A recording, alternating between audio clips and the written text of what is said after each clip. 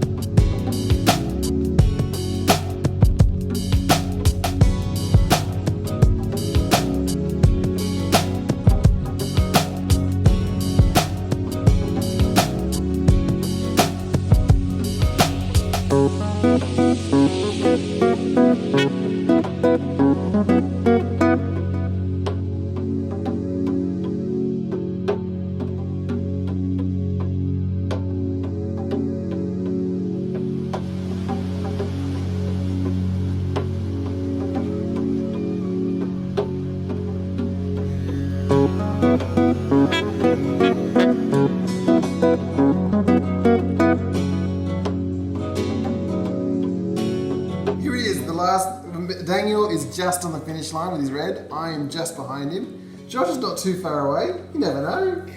It's not looking good. Not looking good. But the riders are spent. That's it. They're all spent. So we're going to flip our cards. Basically, Daniel, his sprinting hand is full of exhaustion. So there could be a 2. If he gets a 2, then it's not looking good. Here we go. What's your sprinter? 3. Oh, we both had 3s, but I got a 7, so I don't know what that roll's going to do. What's your roller? I got a 6 on my roller as well. Alright, let's end this. So you got 3, so 1, 2, 3. I got 3, 1, 2, 3. So we're going to win this. And then sprinter. Doesn't matter. There you go. So, Daniel, you pipped it at the end. Well done. What do you reckon won the game for you? Don't know. My plan. Well, it worked out good that I started at the very start of the thing. Yeah. My plan was to just coast as much as possible. That was some heck of a coasting though. You got like how many 9s did you pull there? No, that's what I mean. Coast and decide when to sprint. When did you start sprinting? Like here? Yeah. Yeah. I remember I used a 9, and then I was here planning to continue with just high numbers still. And I rolled, and I had like 2s and 3s. So Look, in all honesty, like the only foreplanning I was doing was looking at that hill and figure us out. And in the end, all of us didn't have to worry too much because our little AI dude, he soaked up all that stamina. But once we got past that point, I was just playing hand to hand basically. Yeah. I was just like, okay, what's going to keep my dudes more or less like slipstreaming as much as possible? Yeah. But I didn't play out. The only other thing I did, which is on the hill, I think I made a decision to play a bit of a higher card, still on over 5 to try and get through the hill as quick as possible. But I didn't really make that decision. No, I think we all realised we were here, and I was like, dang, I want to get off this thing this round. Yeah, I think we all. I was tried even to planning to start sprinting from there because I thought we all had a lot of good cards. The other cards I had, all 10s. Oh, righto. But in my rest of because I shuffled that as well. I could have. No, I never would have gotten you unless you'd gotten a 2. No, look at my sprinting here. As long as you had a 3, you had it. It was just a 2 that would have sent it wrong. What's my idea? 6. My draws were just always seemed to be good in the way that like I Yeah. had whatever I wanted, except for that point there. Well, we played last what time, I wanted. and more or less Josh had, like with a lot of his draws, just like one or the other. Really good or really bad, no choice. Whereas Yeah. I had like 3 choices. 3, yeah. Right. And that gives you so much more leeway, which sounds like you had some of that this Yeah. time, which is nice. But I had that too, I think. So I think it was pretty close.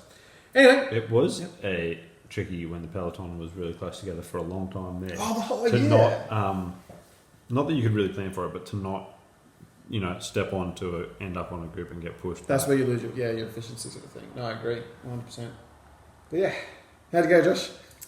I don't know. It's weird. Like we all pretty much use the exact same cards of our sprinters because we've all only got 2s and 3s left in our sprinters. Yeah.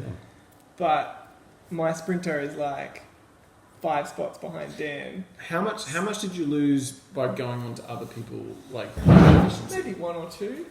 But Dan must have used the hills or something better, or slipstreamed to make up that extra 5, which is really like There's only like 1, 2, 3 opportunities for that. Yeah. So yeah. But as well as slipstreaming.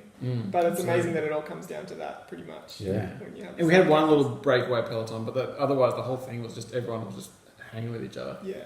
Yeah. Yeah, because I only got knocked back twice by trying to step on another person and get knocked back. And I think that might have been on my roller. And I think I only had twice as well. So if I got maybe like 1 or 2, yeah, I guess that's the tricky thing is you might think you're getting a fair few kick forwards, but they could all be on the one rider. You know what I mean? Yeah. Like Josh might have been getting all his kick forwards on his roller and his kickbacks on his sprinter. Yeah, I don't know. Because I think I had more kickbacks on my roll than I did on my sprinter as well. Yeah. Anyway, thank you so much for watching. If you enjoyed it, good. I'm glad you enjoyed it. Enjoy the rest of your day as well. And hope to see us more again in the future. See you later. Bye, Josh. So yeah. Bye, Daniel.